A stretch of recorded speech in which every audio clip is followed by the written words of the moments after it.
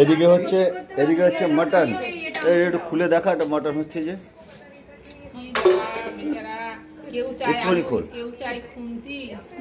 দেখি।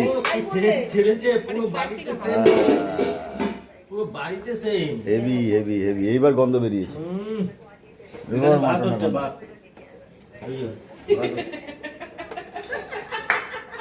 নাকের নজ্জা পেলে আমরা কি করবো বলবে? নুন হলুদ ঝাল সলিড মাল দিই আমি, ভাত ফাট খাই না কিন্তু। হ্যাঁ, নুন ঝাল সব দেখে বলবে। নলি খায়, নুনটা দিইনি আমি ঠিক মতো, কারণ নুন বেশি নলি খায় তো হসপিটাল চলে গেলাম, এমন নলি খাইলাম। একটু নাড়িয়ে দেখাও বাবুর্চি, নাড়িয়ে দেখাও দেখি কিরকম।